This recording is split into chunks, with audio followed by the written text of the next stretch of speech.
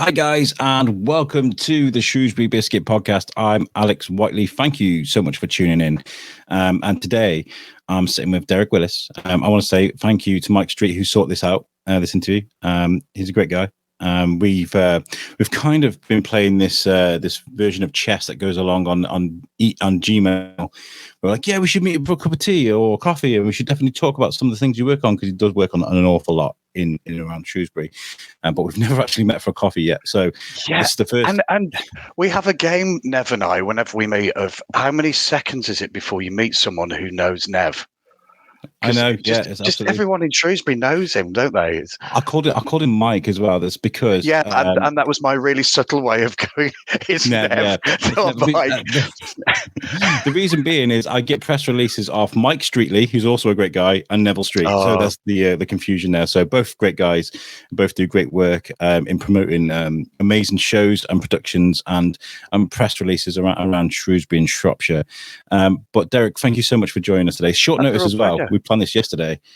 Sometimes this happens. I get a cancellation. I'm like, I'd rather do something with my time than nothing, So speaking to you is a huge pleasure today. So thank you. And I feel like I've made it as an adopted Salopian that I'm on the Biscuit podcast. So thank you. It's great to be here. When it comes to culture, folks like yourself and the people you work with that bring culture into Shrewsbury, that may inspire actors and producers and theatre companies to go and do something good, because you've been a part of, especially last year with Bouncers, something that went on to be a huge success, something that people might grab onto and be like, oh, do you know what, I want to do that, I want a piece of this cake, So thank you. Yeah, and John Godber himself said that Bouncers, and thank you very much for remembering we did it. That Bouncers is meant for those people who don't think theatre is creaky floorboards and red dusty curtains. Bouncers, for people who haven't seen it, is basically four blokes who are dressed in DJs who play every single person that comes to the nightclub, but with no costume change. So their accent, the way they move, describes the events that they sing during a club. I mean, I've seen it loads of times and been in it, but we were looking for a show that was COVID friendly, and then going as director. I need to be able to step into any part that anybody's self-isolating for. So anything that's got an 8-year-old girl in, my acting skills be amazing, but I think we kind of have this credibility gap if I go on stage pretending to be that. So you need a play that's got four big burly blokes in it who look like they're bouncers. And it was such joy putting on a show that lots of people love, a show that lots of people who've never been to the theatre can come and see and go, I get what you guys are talking about, but also something fairly dark, because there's bits of talking about club culture and what happens about young people growing up, of what we kind of expose them to within clubs, and the way people dress and the kind of sexualization of children at an early age. That's all in there, on top of an incredibly fun, and in the case of where we set it, very retro, vintage 80s, using all the music I grew up and actually realistically still listen to. In fact, our house, no one can listen to Video Killed the Radio Star anytime without thinking about Bouncers. So yeah, we're back again this year, kind of doing something completely different, but again with three burly blokes. But with Bouncers, you say you're incorporating different characters of people you've seen over the years in the nightclubs. Is this a case of improv, or is this like a lot of thought gone into, there's this guy called Rob back in the day that would always come in and just scour the place looking for drinks on tables? Yeah, God, Alex, you can't quote me on that one, can you? We as a cast started looking at these people, and the first thing was, right, how do they move? Because the first way you're going to tell whether this is a different person is you've got no costume, is how does that person move? So with no high heel shoes on, how do you convey that you're walking in high heel shoes? How does a bouncer walk to convince you that actually they're quite threatening and not to interfere with them? What does a 16-year-old lad who can't handle his alcohol walk like? So the first way we went was kind of the physical aspect of it. But as we were going along, there's people going, "Yeah, that's so and so." Like, really? It's like, yeah. When I'm doing them, I'm thinking of one particular person. I mean, there's one bit where there's a burger seller who was selling stuff outside the club at 2 a.m, and one of the actors said, "I was in a gig once, and I was in Glasgow, and we had this bloke, and he was exactly like this guy's written." So he suddenly became Glaswegian. So yeah, it's a little bit of you've got to give people a clue about you acting and you moving, because it's a big ask keeping an accent on, and particularly when you're switching between. I mean, one guy had about 16 parts to play. Being able to move between that accent, giving yourself the physical clue first, I guess, is the way to get that. And also, whenever I've seen bouncers, it's just been a rush. It's just it's so rapid. So it's actually, there needs to be a little bit of pace. And because we weren't doing it with the other one that's often put on at the same time, Shakers, which without being too controversial, I'm not sure Shakers works as well. It just gave us a little bit of time to expand it. So yeah. Without being sued by anyone, it was a little bit of a mixture of how does your character move? And then once you start moving, what voice does that make you have? What does the physicality of the character make you do? And actually, for those of us who can remember ever going to a club, had you spotted someone in the corner who, yeah, you've split up with your boyfriend, and that's the particular image that I'm trying to put across. Or I was served this a burger super emotional girl that's had a few too many, and she's just, everybody hates me. We see them all, don't we? It's so good. And one of the funniest bits of that is that Plain Elaine, who kind of had a boyfriend she caught snogging, that was, we played that as one of the audience snogging. All the girls were kind of going around, oh, it's really sad. And then literally as soon as a song came on that they liked, they're all off leaving her crying, kind of bereft. But yeah. She's crying, and the line was, "It's a long-term relationship, and be going out with him for 3 days." And yeah, I remember that teenage angst. It's amazing that you can do that, though. I mean, like, there are so many people, especially during the pandemic, that I think deserved a bit of amplification when it comes to sort of personifying that as a character. You know, it's like you see the overcautious face masks and visors and the gloves, and you kind of like, those kind of things that we were around, and it seemed normal. And when you look back at it now and you think, oh my God, it's just an unprecedented time that we lived in, and when it comes to nightclubs, I feel like, okay, so like the music era and the nightclub era has evolved into something different what it is today, but the people that go to nightclubs now are still the same people that were going back in the day, because it's, at the end of the day, it's alcohol fueled and music fueled and drama fueled in many circumstances. And let's face it, hormone fueled as well. let's not escape that. Yeah, with my kids who are now old enough to be doing the whole club thing, of you don't want to say I've done it all before, and the music's different, and I want to say the clothes are different, but the way that fashion works, an awful lot of the stuff that I was wearing that I've looked back and gone, oh my life, why did I think that was a good idea? It all starts coming back, doesn't it? So a lot of 80s stuff they're wearing now, which is, guys, the collars didn't work, and the kind of fluffy shirts, no. But yeah, it's the same thing, and there's things that are timeless, aren't they? And it's about growing up and discovering yourself and making those mistakes. The thing that I think is different, I mean, drugs and people being spiked, I think that's a whole new area that we never had. When I'm speaking for me, Alex, obviously you've only just left the era of going to nightclubs. You're much, much younger than me. But that passed me a long time ago, didn't you? that was something we never had to contend with it. But, literally having stuff to put in your drink or actually being injected, I mean, that's scary stuff. Yeah, and it's happening all the merit, especially, living here in Shrewsbury. We've got the Severn that runs, rapidly through our town, and it's, claimed many lives over the last couple of years, and it's young people piling out of nightclubs in many circumstances, and with the drugs and the doping of people in nightclubs, it is quite a scary thing. I mean, it's crazy, isn't it? A lot of people just go out to, I mean, I'm not a big massive nightclub. I'm going to a nightclub on Saturday night, but that's to work. I'm going with the Shrewsbury Biscuit, and we're going to be at the Shropshire Music Awards after party. I'm going to be with a microphone. I'm driving, so I'm not going to be drinking, but I'm I'm at that age now. It's been that long since I went to a nightclub. I messaged Trey Matblood, who has run everything. I was like, what do I wear? What do I wear to a nightclub these days? Oh, that's really sad, isn't it?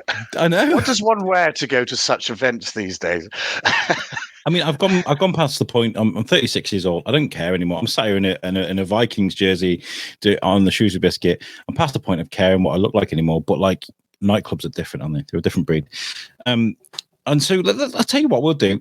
Before we start talking about sort of the production that you guys are working on right now, I'd like to learn a bit about you, Derek. Okay. So where do you hail from originally? You can tell from my really strong accent that I'm from County Durham originally. So I'm a concert lad, born and bred. Parents were kind of typical, working themselves out of being in that environment. So, my dad worked in Concert Iron Company as a crane driver. And they got married and they went and they worked in social care in Scotland with kids, and then came back, had my brother, and my mum supported my dad while he retrained as a social worker. So my mum and dad kind of moved around the country, so I moved with them. Trained in Birmingham, and Birmingham mainly because shaved head, big pair of shoulders, Geordie accent. It was you kind of need to soften the image if you're going to be involved in healthcare, Derek. So, and I'm a bit of a parrot. So, having lived in Birmingham for over 10, 15 years as it was, I kind of picked up more of a Midlands accent. We lived in New Zealand for a bit. Amazing experience, fantastic country. Then moved back to Durham, and then jobs came up for both my other half and I in Shrewsbury, well, kind of Shropshire, and we moved back down to Shropshire. Been here for 10 years now, and actually, we're so lucky to live here and to have brought our kids up in such an amazing place. I was just joking about, because I've got my window right here and looking out. I was like, it looks like Mordor outside, and you're like, no, that's more like Birmingham. We're more like in the Shire in Shropshire, and I think the Shire in Lord of the Rings is probably a good comparison to a lot of places, because it is so open. It's so much grass and trees and rivers and places you can go and visit, and you can spread out, but yet there's so many opportunities here as well. It's a well connected place, and when I'm not from Shrewsbury originally, that's kind of like why I started the Shrewsbury Biscuit. I want to learn about Shrewsbury as the listeners did. It's quite cool. But we moved here at the end of 2017, and I don't think I'll ever move away from Shrewsbury. I think it's an amazing place. Like I said, with lots of opportunities. Certainly for me, with the Shrewsbury Biscuit, 400 episodes in, we're growing, and I love this place. This place has given me something I can work with, and I love it for that. And so you say you work in healthcare originally. That's your actual. I see your real life job. My proper day job. Yeah. Yeah. So theatre stuff is what I do to kind of unwind outside of the normal stuff I do. But yeah, I was such a city boy at 18. Yeah, I couldn't live anywhere that's not concrete. But having lived in New Zealand, in Durham, and now we live actually in Shrewsbury, I just love being surrounded by green, and it would do my head in not actually being able to go out and walk somewhere. Yeah. And also just having people who smile and talk to you. I'm joking about Nev, but having been here 10 years now, it's reaching the point where you kind of can't walk up the street without bumping into someone and just having a bit of a chat. I mean, that's just brilliant. And she used to meet up the cop in Shrewsbury, and somebody say, "Oh, Alex," I'm like, hold on, just wait a second, right? my thing is trying to remember how I know people. Of like, right, yeah. So is it from the gym? Is it from work? Or is it from theatre? Because that's sort of a different opening line depending on which of my various bits of life I know you from. It's always difficult. I mean, I meet so many people. I'm so privileged to be able to experience the things I do with the Shrewsbury Biscuit, and I absolutely adore it. But I do meet so many people month to month. And I was at the steampunk spooktacular at St. Mary's at the weekend. It was amazing. I've recorded audio, so that should be out now. So if you listen to that, you'll know. But somebody came up to me and was like, "Hi, Alex." I was like, "Hi, you okay?" Yeah, I'm good, thanks. And I just It was gone. And that's probably a little bit because I'm getting a bit older now. There's only so much I can store inside this noggin. But also because I meet so many people. It's nice. I think that's a compliment though, isn't it? If you know so many people that you kind of forgetting names and stuff, it means that you've got a huge wealth of people that you know. I don't know, maybe. And also, yeah, it's kind of various things that you're doing, isn't it? Of what kind of, you're not just doing one thing, that your life is rich and varied with different bits and pieces that you're involved in. And I guess for your job, you're just insanely curious, aren't you? So you're spending the whole time asking questions of people, and then that means that people feel that they've got an ability to ask you questions back, I guess. Whereas sometimes when you walk past someone, oh, they don't want to be bothered. Whereas if your job is trying to engage people and getting them to talk to you, that actually it's all right to wander up and start talking. It's nice when people are willing to talk to you. I remember we were talking about my first before the biscuit began, I was collecting content. I mean, so this is a great advice for anybody who wants to start a podcast: collect content before you start releasing stuff. So we recorded like 6 shows, and then we had like 6 weeks to catch up. But I thought I'm going to stand on Pride Hill with a little Tascam microphone. It's in my drawer here, and I wanted to ask how many people were going to be shopping independently for Christmas. Right? I thought this would be great. Let's see how many people were using independent stores. I got told to F off. People walked past me. People were just rude to my face, and it was such a horrible experience. Seriously? Yeah, man. When you're trying to stop people when they're like going down Pride Hill and they're like, I need to go to Marks and Spencer's. Bam, I'm going that way. Like, they will not stop, and that really ruined me for a while. I mean, so much to the fact that I think the first. I remember I was getting Vox Pox at there was the drive-in events that Shropshire Festivals put on. They had the Greatest Showman and all sorts of amazing things they were putting on the drive-in at the Westminster Showground. And I was walking around with a microphone trying to speak to people, and I was really shy and timid. And that was like 3 years after that experience. And until I got to the point of nobody cares, Alex. Nobody cares that I'm going to be like. So I was just like, does anybody want to speak to me? And I was just waving my mic around, and loads of people. Once I kind of got over that road bump, loads of people wanted to come speak to me because I wasn't shy and timid. I was kind of doing it to myself. You know what I mean? So it's how you transmit across, isn't it? That it's all right to talk to me. Yeah. If you walk up to someone like, speak to me in the Shrewsbury Biscuit, you look shady, man. Straight away, people are like, I ain't speaking to this guy.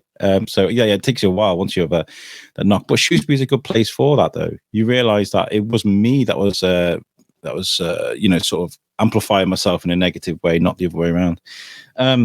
So when do you sort of step into theatre then? You know, because you're from a medical background. When do you start thinking, I need to do this? I want to be on stage, darling. I'm not sure I say stage, darling, but yeah, if you give this 3 years old, I remember doing my first ever nativity play. Wow. And loved it. Of like, actually what happens is that people sit and they watch you, and you get to show off in front of them. And actually you're not yourself. It's not me. It's you're playing someone else, and you get to do and say and be things that in real life you'd get told off for. But actually, if you do it well on the stage, everybody gives you a round of applause. So I just carried on with theatre from there. Trained in mime and physical theatre, so not talking, which for anyone who knows me might come as a bit of a shock. I actually trained in not talking at all on the stage, and it was physical theatre stuff. So I was approaching 16, 17 and was thinking about what the job should be. And the guy that I was doing a lot of work with at the time up in York, kind of was going, I don't know whether to do medicine or to actually try my hand at doing this full time. And he just laughed.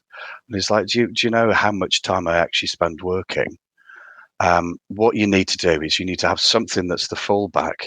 That means that you can actually get, have cornflakes on the table. Then once you've got that, think about that. And also with theatre, anything that you bring to it, any life experience you bring to it is just valuable. To go away and see a bit of the world, and that will inform how you perform. And that's probably one of the wisest bits of advice that I've ever had, because I love my job, and I think that's really unusual.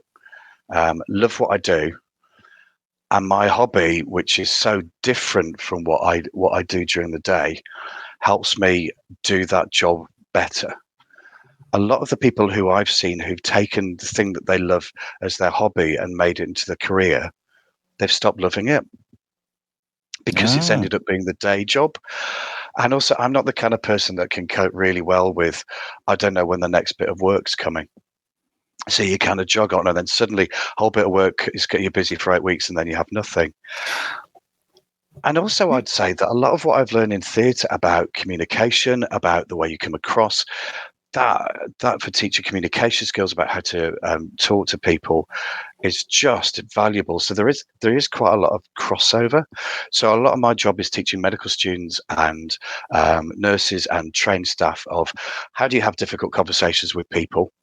How do you come across as being compassionate, but how do you make it that you're actually getting that information over? So we use quite a lot of role play or simulated patients to do that. So people have a chance to get it wrong, but in a safe space. So yeah, I've thought about it. Every now and then the dream still happens of, do you know, my Hamlet still hasn't been discovered, and and that needs to happen. But get up in the morning thinking I love what I do during the day, and I love what I do at night. well, nobody wants to go and see a show of somebody like, hunched over and be like, oh, on stage, and they're like, start reciting their lines like they can't be bothered. You know what I mean? It must be rewarding for a paying customer to go and see a show where someone's actually amazing and passionate and really wants to be there and sells it passionately, because I mean, I guess, like, if you got a full-time job like I do, I have a big boy job as well as what I do with the biscuit, Big boy job. a big boy job, which, I work around support. I speak to young people that have come out of care, and I've had many conversations about sort of how many people do I, that I may have fathered over the years with my job. And I put it down to, like, communication. There are people out there that will speak to people like they're a number, like they're a cog in a machine. These people exist, believe it or not. But there are also the rare few that will speak to every single person like they're a human being and give them the time of day to sit there and discuss what their problems are. And I feel like that job kind of married up with what I've been doing with the biscuit, it teaches you how to listen, how to have a really good conversation, slow things down. Like, when it comes to young people, I felt like giving them that time to express themselves through conversation and then finding the right things to say has sort of set me up for what I consider some of the greatest moments of my life with some of the interviews that we've had over the years. There are some that really stand out to, like, wow, that was powerful. I mean, the interview I did a couple of weeks ago with Gareth Thomas from Rocking Horse, he's this guy who's creating this huge production that's bringing in cast and crew from all across the country. They've got this amazing partnership with Derwin College and making this TV pilot. But I talked about his demons and, the trouble he had with alcohol, and I just let him speak about that, and it really helped him and helped people understand his story. You're right. With theatre, those tools come sort of organically, don't they? Yeah, they do.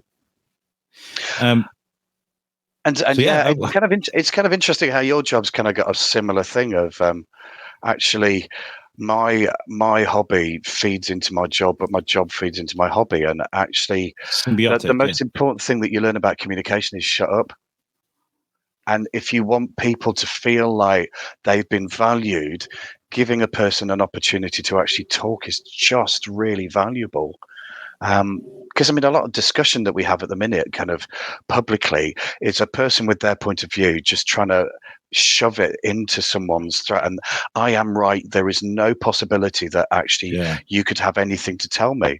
Whereas actually, when we're kind of sitting and listening to each other, it might be that you're wrong. And that it sharpening what you think or changing what you think through kind of the Greek word is dialectic. So Socrates. I am a philosopher, other thing that I like teaching. Socrates goes down to a marketplace and says, I don't know what courage is. Can anyone tell me? And then he has people who come and tell him stuff. And he's going, yeah, that can't be right. Or this can't be right. But by him listening, he sort of refines down what he thinks. Debate is I come in, I've already made my mind up. And what I want to do is persuade you that I'm right. So I don't think there's enough dialectic, which is a journey of discovery of what's right, as opposed to people projecting and telling people this is the right thing, and actually you're something weird if you don't agree with me. Are you as someone that writes, and produces, and are you constantly taking notes on your ability to do that? Sort of listen and to the bits where I think I've really come unstuck is where I've gone on with a definite idea of what I want, and I haven't listened to other people going, that's not working. Whereas the bits where it's really worked is where I've viewed it is I'm actually just creating a space for kind of this to happen in, and let's actually have a bit of a journey to work out what's there. So for bouncers, I want to set something in an 80s nightclub. How will we do that? So then we started talking about, well, Rubik's Cube are the thing that Rubik's Cube. So do you remember when you used to go into the dance floor and there was a Rubik's Cube dance floor? Wouldn't it be great if we actually had a Rubik's Cube dance floor? So we got, those little kids' foam tiles? We constructed a Rubik's Cube dance floor out of the tiles on it. Nice. Which just meant that when people came in and the music was going, it's like, I'm back in an 80s nightclub. So with the next production, it's I've read this script. I've seen it quite a few times. There are different ways that you can end up having these friends interact. So I've got a very definite idea of what I want the stage to look like, because it's quite specific. I haven't got an idea of where we're going to end up. So we call this a play. Let's, as adults, let's have a bit of a play. Let's do the lines and who do you think this guy is and what's happening? So so my directorial style, some people don't like it because it's not very definite, but other people that I tend to who's like the way I work is I've got an idea. Let's play with it. Let's give ourselves some time to find it. And then it's my job as the director to stand outside and go, we're going to do it this way. I'm kind of make the decision of, we've tried all this and actually that's the bit that works. That's my job as the audience, if you like. But if I come in and say, you will say it this way, you will take 3 steps to the right when you've done it, that's just all the creativity out the window. So it's interesting. I think there's an analogy with it of, I am not coming in and telling you what to do. I can't come and tell you that my opinion's right. Let's just try and work it out together, and then maybe both of us will change and both of us will be richer for that. There's a lot of time for like organic growth in that process, because when you're working on a 3-man show, for example, a couple of people, you bounce off each other's chemistry, and if everybody's happy, then chemistry's right. That makes a lot of sense. I like your directorial style. Oh, well, it's kind of what I like working with. So, I mean, but in the end, you select the people that give you energy, don't you? So lots of people who don't want that won't come and work with you, and that's kind of the way I like working. But full stop. Now doesn't mean that I don't have strong opinions, but so I don't think you kind of go that you don't have anything. But you've got to give people the opportunity that their life experience and where they've come from might actually be able to inform you. And those people who've really made me grow are those people I still probably completely disagree with. But rather than demonizing them, thinking you're an X, therefore you can't have any opinion, but actually sitting down going, I don't get why you think that. Can you talk me through why you've arrived at it? And then maybe it's just kind of changed me a bit, or maybe going, well, still don't agree with you, but at least I've got a sense of who you are. Yeah. Let's talk about Shropshire Drama Company. Have you worked with Shropshire Drama Company for a long time? So we were trying to work it out. It was about 5 or 6 years. I did my first show with Shropshire Drama Company, and they did Bedroom Farce with a called-in director called Jonathan, whose surname I can't remember. And typical Alan Ayckbourn, there's 3 different bedrooms all on the stage at the same time, and the action flits between the 2. I had a ball. It was really nice being part of a group that wanted to do it well. So amateur sometimes just gets a bit of a bad press, doesn't it? And what I think amateur just means you love doing it. It's not your job. You're doing it out of choice, so you love it. We've worked with a lot of amateur dramatics over the years with the Shrewsbury Biscuit, and I find the shows just breathtaking because, like you said, they want to be there and they want to put on a show, And so I kind of did Bedroom Farce with them. And then I've always wanted to be in a Shakespeare, never done a Shakespeare play. Was in Henry V and ended up the part of a pimp who's a body snatcher and a coward. So yeah, maybe not the biggest Shakespearean role I ever thought about. And I directed quite a bit pre-kids, but then once the kids came along, once you directed something, but basically that is your life outside of work. Yeah. And as we said during COVID, Bouncers was the right thing, and Bouncers was a joy and loved doing it. So How far did they Bouncers came along. go? Did you stick in Shropshire, or did it go around the country, or how did No, we that? just stayed in Bouncers. We just did it. So we talked about touring it, but then again, COVID kind of took over, and Yeah, trying to work out how you'd negotiate things going everywhere. But yeah, it's one of crazy those how shows you could kind of come back to. But yeah, it's it's crazy how much the pandemic affected things creatively for a lot of producers of whether it be arts, music, podcasts. You know, we were supposed to. I think we're now where we would have been last year as the Shrewsbury Biscuit if that hadn't have happened. But that being said, I loved how we adapted. So the Shropshire Drama Company, how was it as a company to be a part of? Like, I've never really spoken to them before. But as a company, were they welcoming? Did they make you feel at home? What was the process like? yeah. I just turned up to an audition, and it was like an audition. Um, I was impressed how professionally it was done. Mm-hmm. So there was a time, and again, the director was.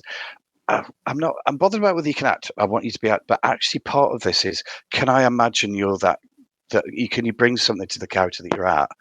But not just that. Can I imagine you as a group of people? Because Bedroom Fast was effectively, three couples and another. No, actually, four couples. It was a long time ago. Could you imagine those two as two people as a couple, and then the interactions that happened? Was that believable? And always enjoyed how hot they are on the kind of production side of things. A lot of companies, the emphasis is on the acting, but to actually have someone who's doing props, that there's someone at the rehearsal who's prompting you. So production side of things, SDC is, I think, one of the best companies that I've ever worked with. And certainly Amazing. as a director, having support to go, well, someone's going to help you with lighting, someone who's doing this, someone doing publicity. It's great. And they pick plays that necessarily you wouldn't find other drama companies picking, which is quite brave. And it was brave taking me on, saying, I love "Okay, that. Well done, guys. direct Bouncers." and again, a lot of the company read Bouncers and said, "This is not our cup of tea. This is not the kind of thing that we would like, but we get that this has got worth, so run with it." And that's really refreshing to actually have a company that sees itself as trying to put on different things, because loads of people have different tastes and trying to get different audiences in for different productions. That's really encouraging. You know, the fact that they'll give, not only give you a chance to come in with new ideas, but they're gonna be original and authentically, organically just original. Like I said, so we've all seen the same plays over and over again in theatre, and sometimes they're amazing to go and see. Don't get me wrong, I'm not saying that, but it's nice to see something new and something fresh. I was reading, by the way, I got a lot of my notes today from My Shrewsbury magazine, so thank you, Katie Rink, for being the amazing person that you are. But one of the things I picked up on the write-up that Katie did is you mentioned talking about working with friends and the importance of that. And can we elaborate on that? Working with friends, are these friends you've known for years or through SDC? Okay. So what this is about, you're too young to remember, Alex. In the 90s, there was a sitcom called Friends. And I love how you're far too young to remember that. Yeah. Well, you are. Yeah.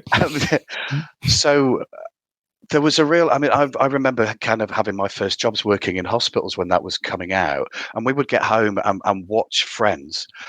And there was an emphasis on the people that you surrounded yourself who were friends, and friendship was like huge.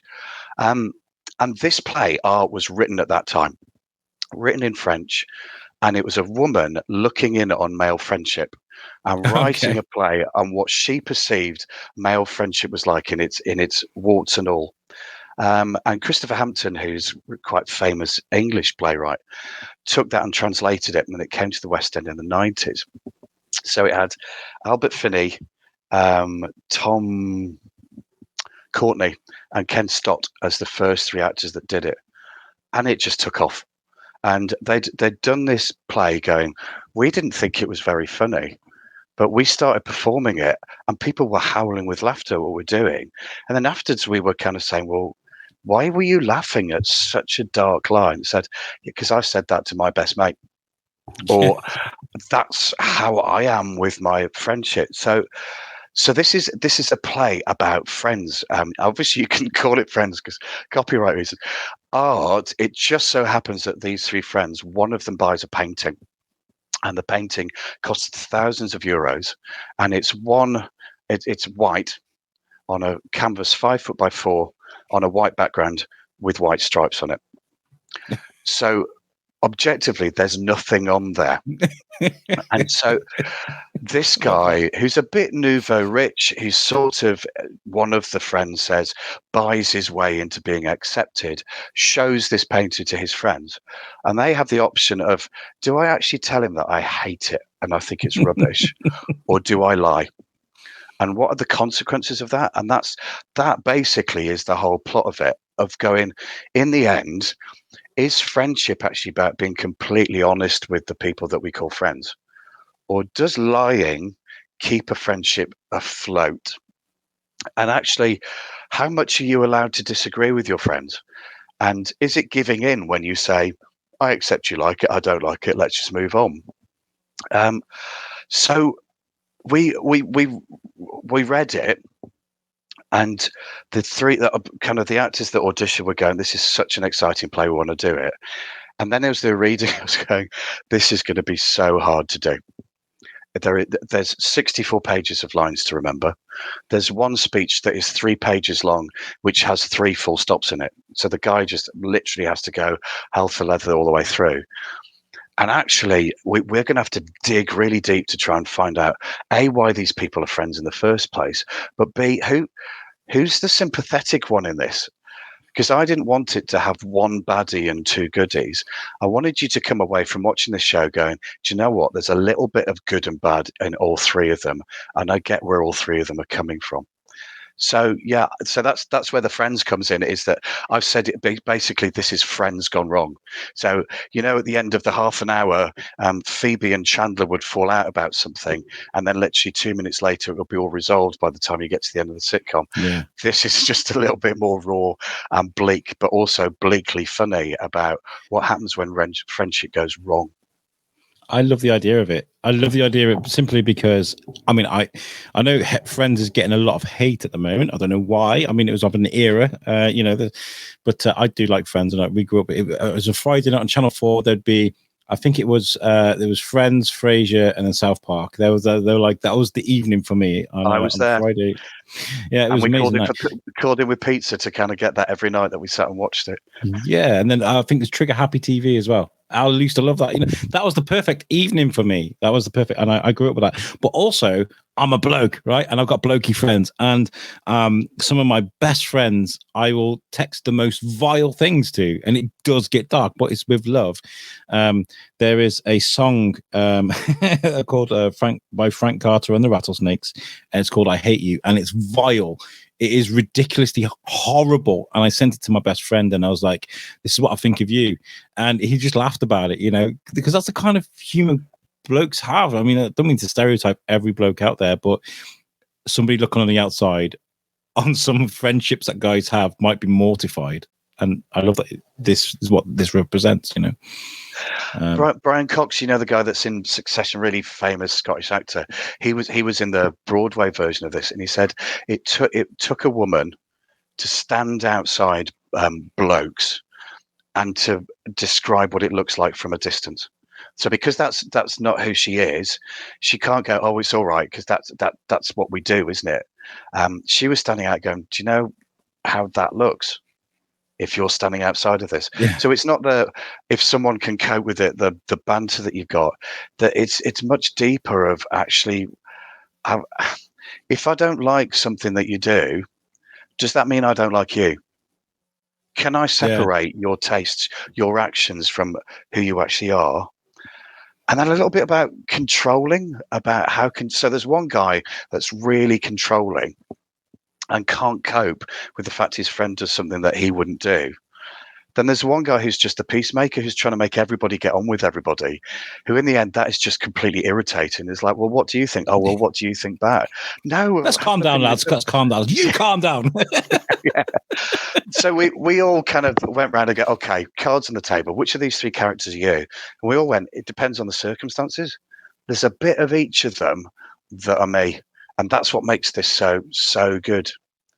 But yeah, that must be really handy, like when you're portraying these parts on stage, you can nip back into your past and take a look at that and be like, oh, I'm going to take a bit of this and a bit of that, and you can react sort of instinctively, if that makes sense. And calling it therapy makes it sound too grand, but in the middle of rehearsals, often kind of will go, I don't understand how anyone could do that, and then someone in the cast will go, well, actually, I had this mate, and this happened, and actually that's what we did. And seriously, I'm like, yeah.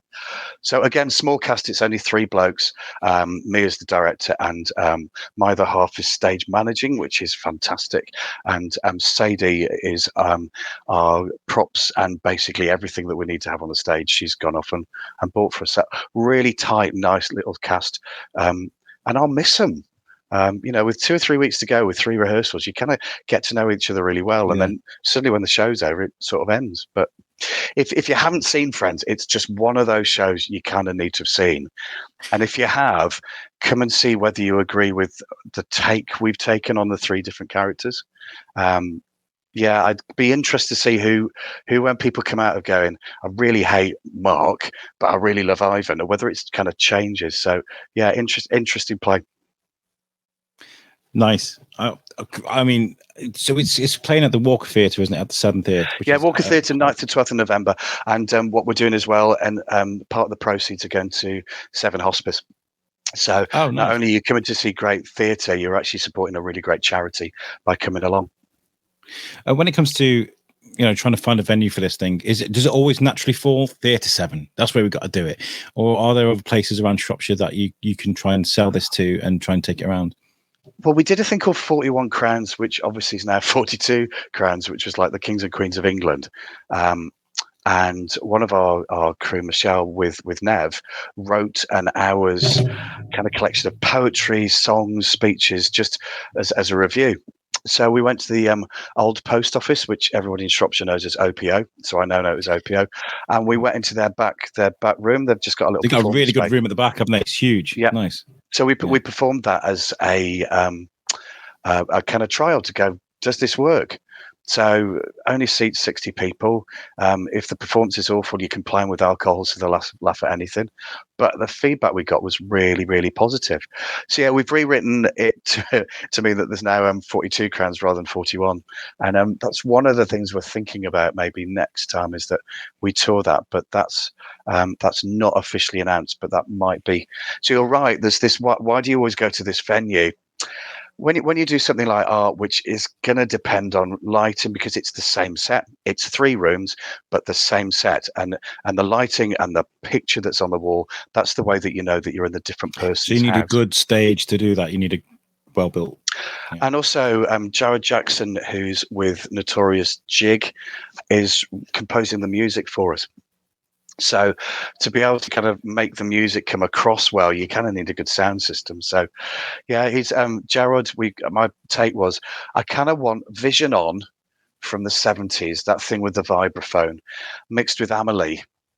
So a little bit of Frenchy accordion stuff, and the music he's come up with is great. So each of the characters have a different theme for when we go into their different houses. So again, there's a clue of, right, we're in Mark's house now. So it's just this multi-pot of really creative, exciting people. And, when it comes to the process, obviously it takes a long time. You said you're going to miss your crew, which I totally understand, because once it's over, everybody goes their separate ways. But from the conception, obviously this is already written, but like from the moment you decide we're going to do this, we're going to do it our own way, from the very beginning right to the end, when the final curtains drop and that's it, that's a wrap. And what's your favorite part of the process? What do you enjoy the most? Oh, that's really interesting. You'd get to do this very rarely in productions, just because people have busy lives. But there's 2 bits that I really like. The first bit is when we're just discovering the play. when we've got the script in front of us and we're reading it and going, what do you think we mean by that line? What's that? So that the beginning, when we're just taking tentative steps where it's at, the bit in the middle where everybody's trying to learn the lines sometimes can be really painful because it's just stop, start. Oh God, what's my line again? And then you get to a third bit where they know their lines. You kind of know what the shape of the play is. And you go back to the beginning and go, right, we know how it ends. Does this change anything of what we've done? And let's just make bits, let's tinker all the way through it. And that's what we're doing at the minute. And all of us are coming out rehearsals going, I've really enjoyed that. And all we've done is taken 3 or 4 pages and gone, right, that doesn't work. Let's try it this way. Let's try it that way. And then just find again, that feels and looks right. So that's fun. As a director, probably the boring bit is the show because you're over. It's like, thank you very much, goodbye. As an actor, the bit you like is we've done this all in secret. No one's, and suddenly having an audience respond to what you're doing and having that give back. That's the high. That's the. It can be quite difficult though, because I guess like with film, you can sort of like cut. We're going to do this again. Whereas on stage, you can't. You're sat there like, oh, this is either going to be amazing or it's going to be a train wreck. It must be anxious, for you. But that's what makes it so much fun, isn't it? Of like, yeah, kind of. I am Mr. Marvel, kind of sign up member of Geek. I love to go and just have spectacle and have CGI coming at me. It's great.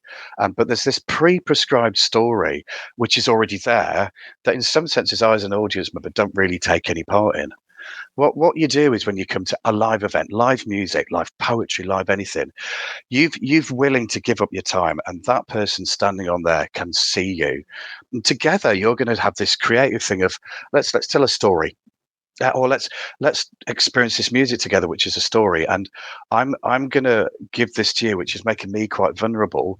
But you're going to expose your vulnerability to me as well, because I'm going to know whether actually this is really starting to affect you, or you're laughing, or are you laughing in the wrong places? So, yeah, it's that sense of danger that just makes it absolutely fun. But yeah, I remember once going on to a show and standing with someone in the wings, and this lady turned to me going, "This is where I wonder why on earth I bother doing this at all," because she was so nervous.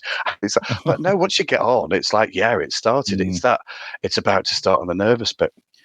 So I can reflect with you on so much of it. I can reflect with you. It's all about creating, isn't it? That those emotions that are tied to that. It's addictive. But you've got kids. The breeding stories to kids is like, I loved rediscovering all those books that you kind of knew the end. But then you've got 2 kids who are captive audience going, right, what we're going to do, we're going to read together Hobbit, and we're going to do the chapter of a Hobbit each night. So I know the Hobbit off by heart. But then you go, oh, yeah, I remember how scary Gollum is. And, an 8-9-year-old Gollum with his big hands going for fish. And so you kind of rediscover it all, don't you? So I guess the bit that's good as a director is you kind of go, yeah, this audience likes that bit. That's interesting. But you're kind of not part of it. You're just sort of observing all of them doing the play together when you're standing there going, this is my baby. What do you think of it? Yeah. It's like growing a garden. You watch the flowers grow, But yeah, the creative processes for me, I love that. Today, for example, all of our bank stuff has come through and everything's official now. We can start taking in sponsors for the Shrewsbury Biscuit. After 400 episodes, we can finally start doing it officially. And I got this really excited feeling in my chest. I felt young again and excited. And, I love to do what I do, but like I haven't felt excited like that for a very long time because I saw potential finally. And then with Pod Aid, what we did, you're talking about how you make this thing and then you step back, and you just let it run its course, whether it's good or bad. I spent sort of 5 months planning Pod Aid, 24-hour-long podcast, lots of moving work, lots of cogs. We had our team in Shropshire, our team in LA and Vermont, and I had sort of brought in the guests. I made the content briefs, which were on the table, pull them in after every guest. This thing was just rolling. And I just had to sit back and be like, this is either going to fail or it's going to be a success. Turns out it was all right. It's not too bad. And that feeling afterwards, that was kind of, it's like an electric blanket, that kind of warmth. I kind of like, it's okay. It's fine. After 5 months of meticulous planning, it worked. And I can relate to you with that. Absolutely. And I mean, what are the challenges when it comes to sort of creating something like, we talk about the good things. What are the bad things? The things that you those emotions that you don't want to feel, or those things you don't want to see? Yeah, just when someone's just not getting it, and it isn't about I want to drive you to be this person. I'm driving you to do it this way. But when you've got an actor who's just sort of really struggling to get the character, it's like you kind of want to shortcut it for them. It's like, yeah, do this, but you can't. It's because it's I would do it this way isn't right. And I guess if people aren't learning their lines, and I can hand on heart say with this show that is not true. They've learned them. When you've got someone who doesn't know it, and the lines and dialogue need to bounce, and then you've got someone who you constantly go and prompt. Yeah, and just hoping that people turn up to watch it, I guess, is just my biggest nightmare of like, please come and see our show because we've put so much work in it and actually really proud of it. But yeah, all my friends, all my staff are like, yeah, Derek, everything you tell us about is the best thing you've ever done. It's like, no, it really is for this one. This has been my baby since the 90s. I've really wanted to direct it. It's such a gift to be able to put it on. And it's so hard to get 3 actors of caliber that can carry this off in an amateur company. I think is very, very rare. And the 3 guys that I'm with are just incredible. They've learned their lines. They've got a real sense of who these people are, and you get a sense of what the relationship is. And it's funny, but there are bits of it which are so get you. See, I'm excited. So with that, the blurb for that is, what's the biggest thing? Hoping that people come and watch it, because a show with no audience is not a show, is it? Well, we'll try and help with that. The Shrewsbury Biscuit, we'll get this episode out with enough time so that people can go and buy tickets. So what was the date again? It was so it's 9th to the 12th of November. So that's a Wednesday, Thursday, Friday, and Saturday night. It's in the Walker Theatre, so that's the kind of little studio theatre which this show really suits. And as I say, a share of the proceeds are going to Severn Hospice. So it's a great show, but so also that's 9th of December, yeah? Show. 9th of December? 9th of November. 9th so of November. 9th to the 12th of November. I've got it here on my Shrewsbury. Thank you for saving me with that one. 9th to the 12th of November. And where can people buy tickets? I'll go online on the Theatre Severn website, on what's on. It's there. And if you go into the Shropshire Drama Company website and their Facebook page, the link's there. But Theatre Severn is always doing us proud. It's kind of on that website. You can just book online. I'm really excited for it. Maybe we can come along and we can get some interviews with the cast afterwards or something. That'd be quite nice. That'd be fab. Yeah. And there's I don't know whether I'm allowed to mention the pub that's across, but it's a shorter show, so we'll buy you a pint and we'll chat to you in the pub afterwards. The Anchor. Yeah, we can mention the Anchor. Yeah, great pub.